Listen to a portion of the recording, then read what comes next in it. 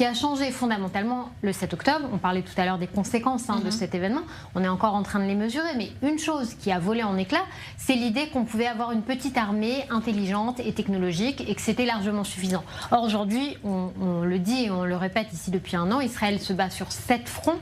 Israël a besoin de soldats en fait à toutes ses frontières. Ce qui a manqué cruellement le 7 octobre, tout simplement, c'est des soldats armés pour défendre une frontière et on a vu les conséquences absolument catastrophiques.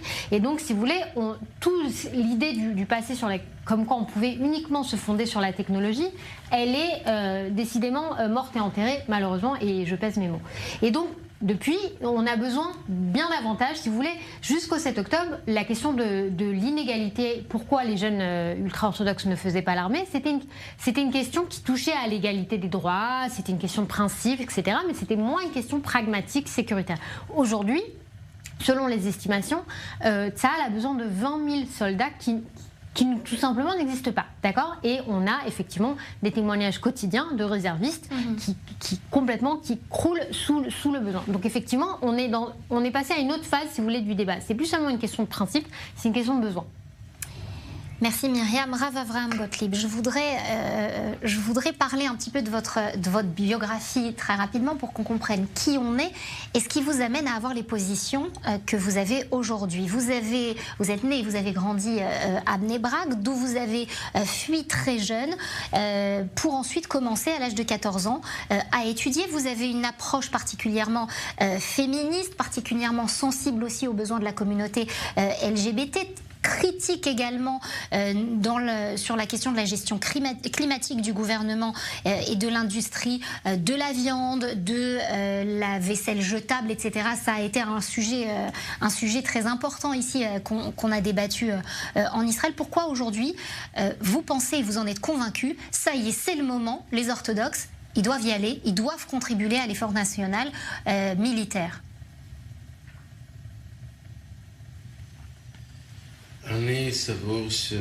Je pense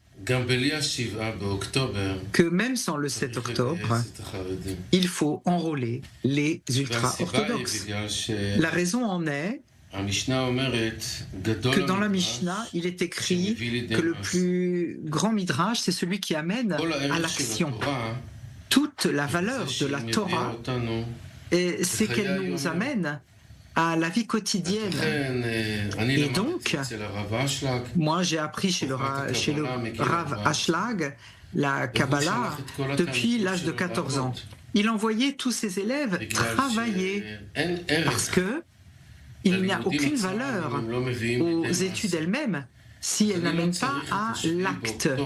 Et donc je n'ai pas besoin du 7 octobre pour dire que de manière logique, la Torah elle-même doit amener l'être humain au travail et à l'action pour le peuple d'Israël dans tout ce qui est nécessaire, ce qui inclut l'armée. Maintenant, après le 7 octobre, j'ai parlé il y a quelques jours avec un spécialiste du renseignement de haut rang qui m'a dit qu'il était possible qu'on ait besoin d'arriver à un accord dans le Nord, et il m'a dit parce qu'il n'y a pas assez de soldats. Alors, c'est d'autant plus essentiel que les étudiants des écoles talmudiques rentrent à l'armée. Pas seulement ceux qui n'étudient pas. Je pense que toute la valeur de l'étude de la Torah, c'est d'œuvrer pour les autres. C'est un ordre clair de la Torah, une mitzvah, de ne pas être témoin du sang de l'autre. Si vous voyez votre frère en danger imminent, eh bien, à vous de l'aider, de faire le nécessaire. Et donc, je pense que même sans le 7 octobre, cela doit être la norme. Et j'ai rencontré il y a 1 mois et demi le général David Zini qui m'a dit que le chef d'état-major récemment parle de manière très sérieuse de la création d'unités, de bataillons d'ultra-orthodoxes qui serait adapté à leur mode de vie ultra-orthodoxe. Quelque chose comme une demi-journée d'études, une demi-journée d'armée. Et moi, je pense que notre devoir est de tenter de faire cela. Alors voilà, il y a eu plusieurs propositions, notamment une dernière de Naftali Bennett, qui propose de faire les 3-8, 8 heures de service militaire, 8 heures d'études talmudiques et puis 8 heures de repos, il en faut quand même. Est-ce que ça pourrait être quelque chose qui pourrait trouver grâce, j'ai envie de dire, aux étudiants des écoles talmudiques et qui pourrait dire à leur maître à penser d'une certaine façon, qui pourrait leur faire dire « Allez, c'est bon, allez-y, c'est contrôlé, l'armée est prête à moduler ses rangs pour vous recevoir, elle vous tend la main, tendez-lui la main à nouveau ». Est-ce que ça peut être ce qu'on dit en bon français, un game changer ? Je ne crois pas que ce sera un game changer, malheureusement, parce que le public ultra-orthodoxe est post-traumatique. Je vais vous expliquer. Le public ultra-orthodoxe, tout le monde sait ce qui s'est passé depuis la création de l'État.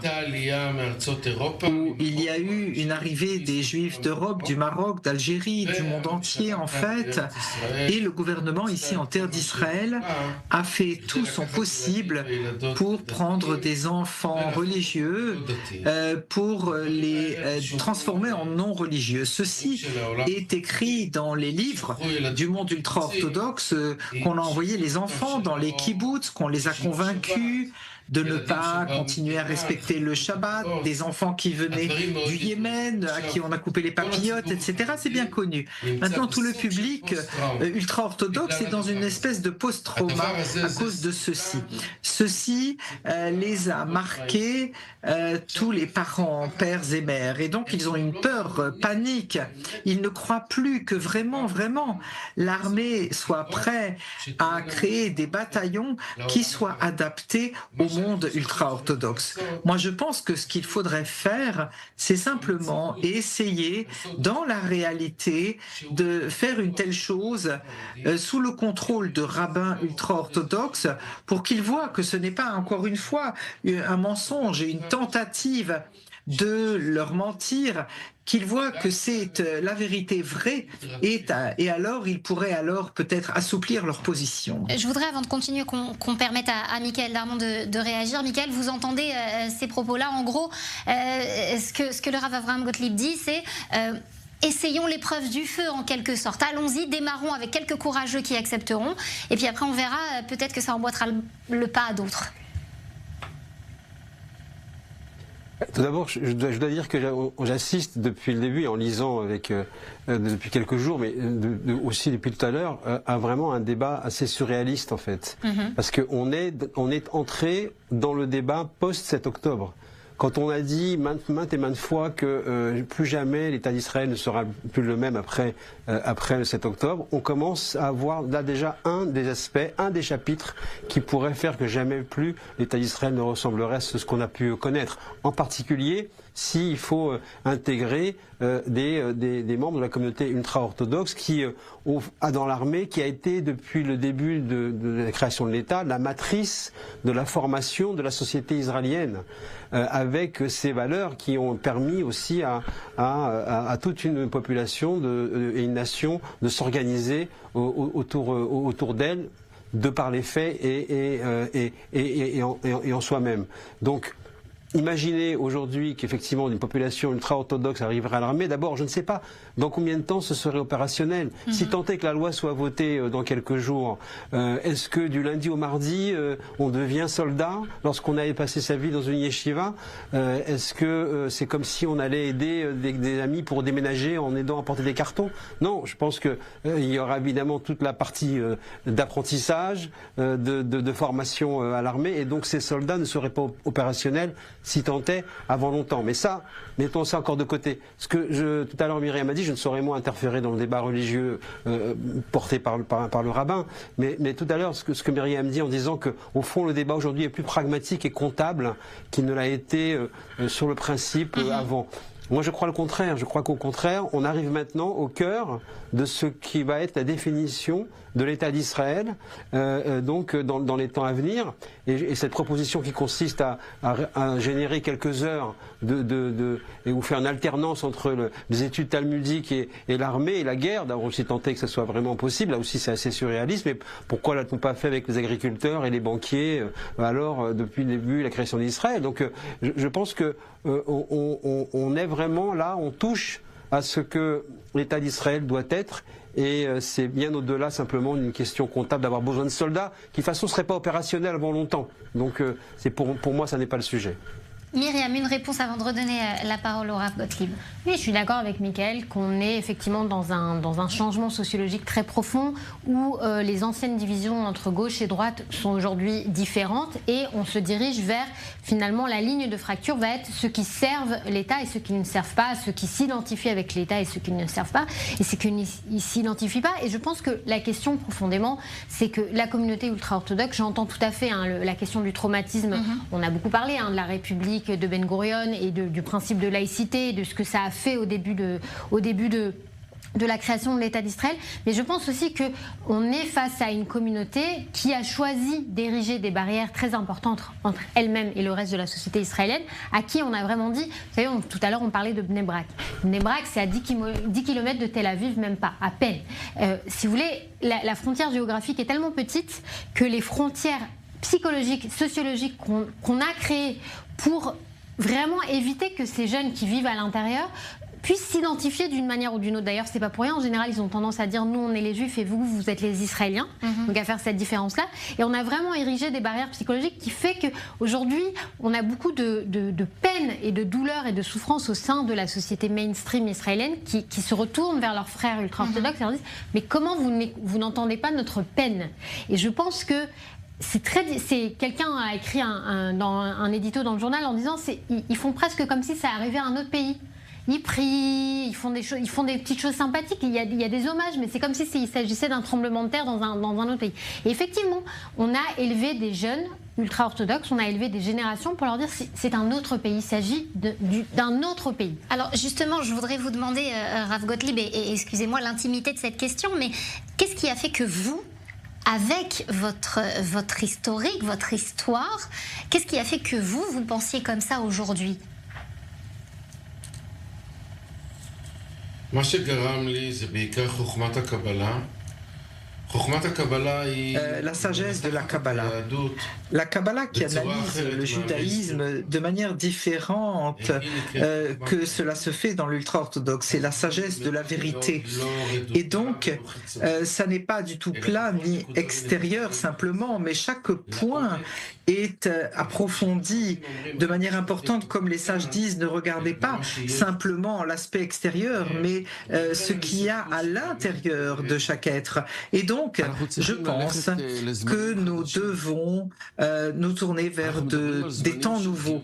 Nous parlons de temps de la rédemption, et la rédemption, de notre point de vue, c'est faire tomber ces parois entre nous, ce qui nous sépare, ces cloisons. Je ne dis pas que les religieux doivent devenir laïcs ou que les laïcs doivent devenir religieux, que chacun vive comme il le souhaite. Mais les cloisons, cette aliénation entre nous est intolérable.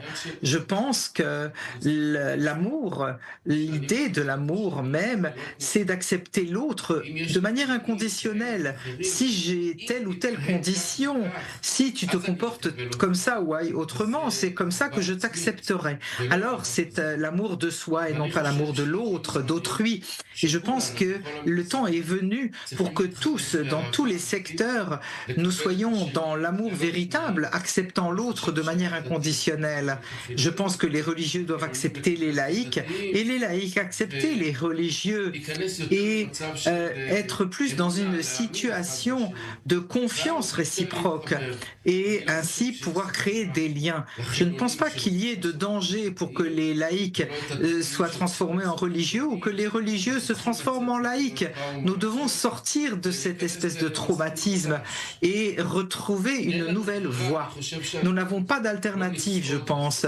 Nous ne survivrons pas autrement. Votre voix, elle porte, et ce sera ma dernière question très rapidement, Rav Gottlieb, avant de donner la parole aussi à Michael pour conclure. Votre voix, elle porte, vous êtes entendu ou vous êtes un peu seul contre tous?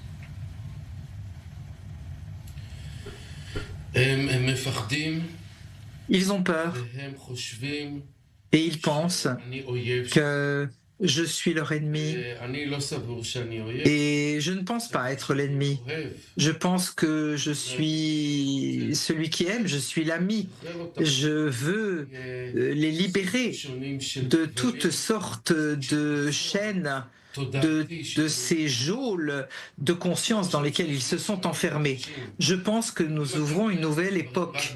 Si vous étudiez les choses de manière extérieure seulement, alors vous êtes tout le temps stressé. Mais si vous regardez les choses de l'intérieur, les choses sont bien meilleures. Merci beaucoup, Rav Avraham Gottlieb, d'avoir été avec nous. Je voudrais faire réagir très rapidement, Michael, à ce que vous disiez. Michael, en 2 mots. Oui, d'abord, c'est intéressant parce que ce que vient de dire le rabbin Gottlieb, libérer les gens qui sont enfermés dans les geôles, on ne sait pas à qui s'adresse en réalité, peut-être aux 2 camps, effectivement, qui sont enfermés. Et de ce point de vue-là, il est important aussi d'entendre la voix de ceux qui se considèrent comme étant des sionistes religieux, qui payent un lourd tribut, très très lourd tribut, depuis le début de la guerre, et qui exigent aujourd'hui qu'il y ait une répartition beaucoup plus égale au sein de la société. Donc c'est pas uniquement une question de laïcs contre orthodoxes ou avec orthodoxes, c'est également au sein du sionisme religieux, on considère que l'égalité n'est plus de mise et que le partage doit être fait pour le fardeau. Merci beaucoup, Michael. Merci à vous, Rav Gottlieb, d'avoir été présent sur ce plateau avec la traduction de Gisèle Gabizon.